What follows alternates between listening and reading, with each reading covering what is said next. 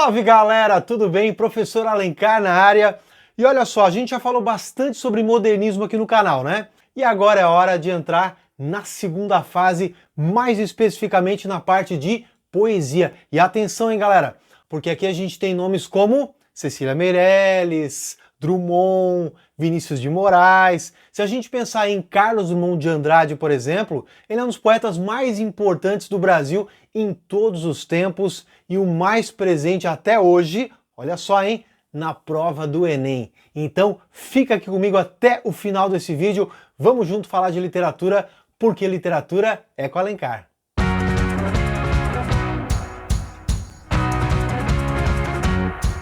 Então o foco agora é a segunda fase do modernismo.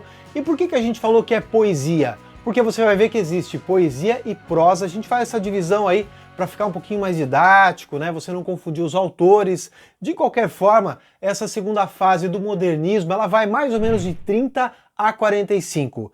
Lembrando, pessoal, que os autores, eles extrapolaram esse tempo. Se você pegar o Drummond, por exemplo, ele morreu em 1987, então ele já entrou aí na contemporaneidade. Mas a gente fixa um tempo que é para você mais ou menos se orientar na época em que esse pessoal começou a produzir. E os poetas da segunda fase vão ser diferentes dos da primeira. Se você lembrar aí, por exemplo, do Oswald de Andrade, ele tinha uma poesia super irreverente, experimental. É que a Semana de 22 veio para chocar, veio para combater tudo o que acontecia anteriormente nas artes, na literatura.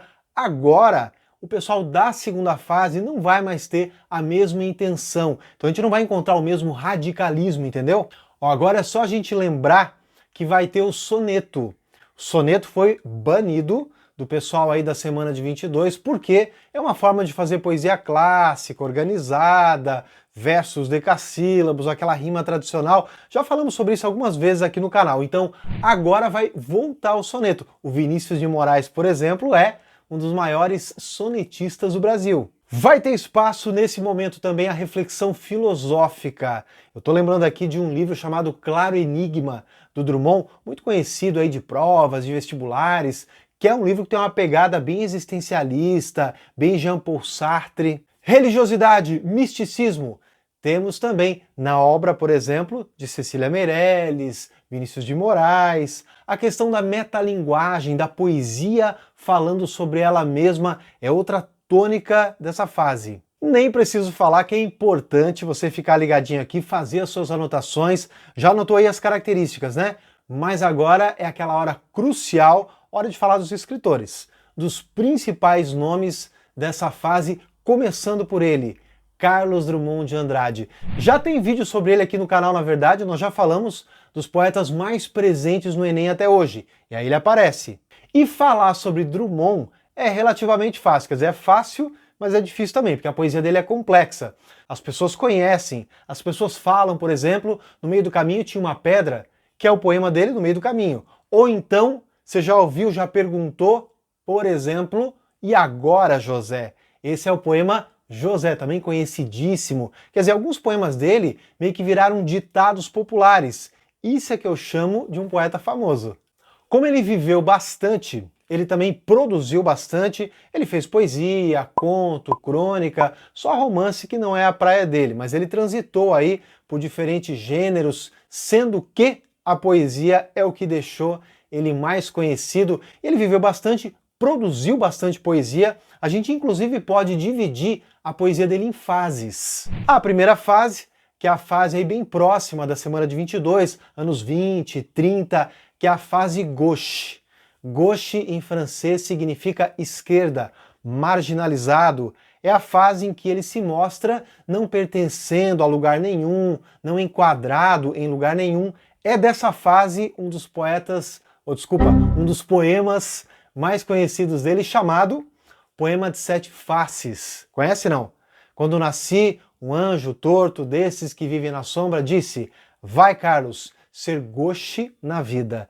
Daí é que vem o nome dessa fase. É um poema autobiográfico, Obviamente ele fala dele mesmo, e já dá para ver aí na primeira estrofe que a gente comentou do poema. Então ele fala dele mesmo e fala de um jeito bastante pessimista, se mostrando afastado de todos, até solitário. Nos anos 40 teve a fase social, mais engajada, mais participativa socialmente. É dessa época o grande livro A Rosa do Povo, que vai falar aí da Segunda Guerra Mundial, entre outras coisas. É dessa fase também o poema José. E agora, José, está sem discurso, está sem carinho, já não pode beber, já não pode fumar, cuspir já não pode, da figura José, que tem nome, ao mesmo tempo não tem, porque representa uma classe de muitos Josés marginalizados, sem vez, sem voz, tentando sobreviver. Anos 50, 60, a chamada fase metafísica, aí que está aquele livro que nós comentamos, Claro Enigma. E mais para o final da vida ele tem também a fase das memórias, na qual ele fala aí sobre a infância, lembrando que ele é um poeta mineiro, nascido em Itabira, ele morou em Itabira, morou em BH, mas ele viveu basicamente no Rio de Janeiro, é lá que tem a estátua, inclusive em homenagem a ele, na praia de Copacabana. Já passou por essa estátua? Já tirou foto? Já conversou com ela? É a estátua mais abordada, digamos assim, do Brasil.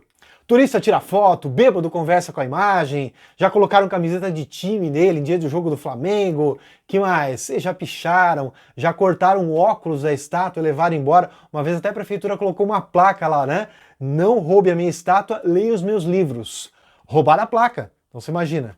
Brincadeiras à parte, voltando para essa coisa geográfica então, ele nasceu em Itabira, no interior de Minas, e Itabira nunca saiu dele, apesar de ele ter saído de Itabira. Então ele fala da vida em cidade pequena, ele relembra as coisas da infância, as coisas, né, lentas, aquele ritmo lento da cidade de interior. Lembra daquele poema Cidadezinha Qualquer? Que não é da primeira fase, mas enfim. Na verdade, em todas as fases ele acaba retomando aí Minas Gerais. Minas Gerais está sempre na obra dele. Outro poeta extremamente popular é Vinícius de Moraes, esse carioca que nasceu aí no início do século XX e que foi tão importante para a cultura, para as artes no Brasil. Ele ficou muito popular também, assim como Drummond, principalmente por causa da ligação dele com a música, bossa nova, MPB. Por causa da música, ele teve muito inserido nos meios de comunicação de massa, rádio, televisão, até hoje, na verdade. Se você jogar aí na internet, você encontra muita coisa sobre ele, inclusive vídeos dele cantando sozinho, com os parceiros musicais. Se você pegar os primeiros poemas do Vinícius, tem um tom bem religioso, bem místico, até porque ele estudou numa escola religiosa lá no Rio de Janeiro, mas aos poucos ele vai se afastando disso para falar sobre amor, mulher. De mulher ele fala bastante, ele viveu bastante as mulheres, foi casado 9 vezes, ele fala também do cotidiano, então digamos que ele vai ficando mais profano. Para falar aí de mulher e amor, ele escreveu os seus famosos sonetos. Quem é que não conhece, por exemplo, o soneto de fidelidade? De tudo ao meu amor serei atento, antes com tal zelo e sempre e tanto, que mesmo em face do maior encanto, dele se encante mais o meu pensamento. Então ele fala como é bom, né, se encantar pela pessoa amada, o tempo inteiro viver a pessoa amada. Mas você lembra como termina esse poema? Que não seja imortal, posto que chama, mas que seja infinito enquanto dure. Então, enquanto for bom, enquanto for intenso, tudo bem. Ele foi um cara bastante intenso, na verdade, profissionalmente, ele foi diplomata, pessoalmente. O cotidiano não escapava da visão dele, alguém muito ligado no cotidiano da cidade dele, que era o Rio de Janeiro, do país e do mundo. Por falar em mundo, talvez o poema mais interessante, mais forte, intenso do Vinícius de Moraes seja exatamente sobre o cotidiano do mundo. Vamos pegar uma data? 1945, o término da Segunda Guerra com as bombas de Hiroshima e Nagasaki. E o Vinícius, bastante antenado a esse acontecimento, fez o poema Rosa de Hiroshima. Pensem nas crianças mudas, telepáticas, vocês devem conhecer, até porque esse poema virou música e foi imortalizado na voz do grande Ney Matogrosso. E aí você vê também um tom social na poesia do Vinícius? Ele tem. Eu estou lembrando aqui daquele poema Operário em Construção, do pedreiro que fala sim ao que o patrão manda, até que ele começa a perceber que ele tem muita importância, tem muito valor, e ele começa a dizer não. A gente tem até uma briga de classes, aí uma questão socialista, marxista, presente neste poema longo e bastante interessante. Cecília Meirelles, a poeta que teve uma participação, uma influência, digamos assim, dos parnasianos, dos simbolistas. Isso permanece na obra dela, porque é só a gente pensar que ela é bastante religiosa, ela tem aí um misticismo, digamos assim, e tem também bastante musicalidade. Vocês conhecem aquele poema Motivo? Tão bonito, né? Em que ela fala que a canção é tudo, então você já vê aí a questão da sonoridade, da musicalidade presentes. Esse poema tem, na verdade, um fundo metalinguístico, fala da própria poesia, fala do poeta, e aí a gente encontra também a questão da efemeridade das coisas, de como as coisas podem ser passageiras. Tem um trechinho que diz, irmão das coisas fugidias. Melancólico o poema também é, com certeza. Naquela parte que diz, e um dia sei que estarei mudo, mais nada. E vocês sabem que sempre me chamou muito a atenção de um livro dela chamado Romanceiro da Inconfidência. Inclusive já falei dele algumas vezes, lá na minha outra rede social, no Instagram, porque assim, ó, ela passou 10 anos falando sobre a Inconfidência Mineira, quer dizer, ela pesquisou durante 10 anos esse fato histórico tão importante para o Brasil no século XVIII. Ela achou que era um fato injustiçado, que mais coisa precisava ser dita, só que ela resolveu contar o Romanceiro da Inconfidência, contar a Inconfidência Mineira em versos.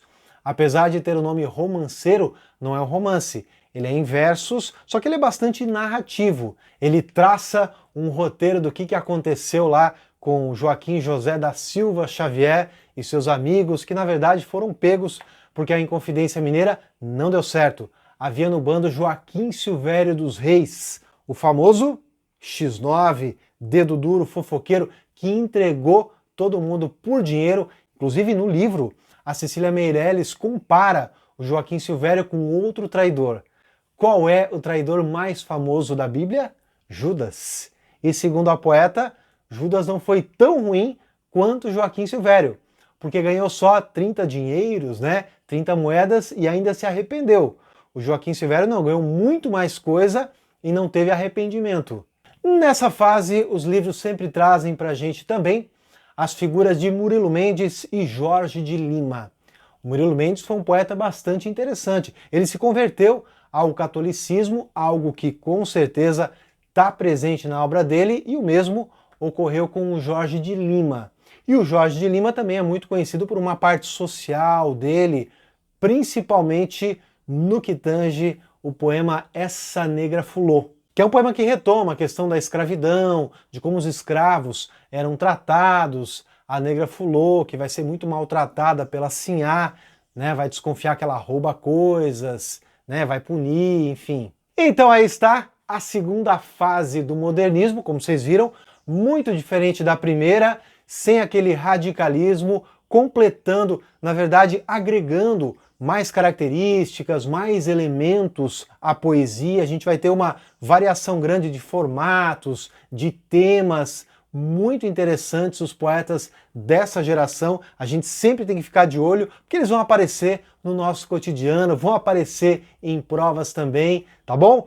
Aguardem agora para a parte de prosa da segunda fase, beleza? Até lá então, um abraço.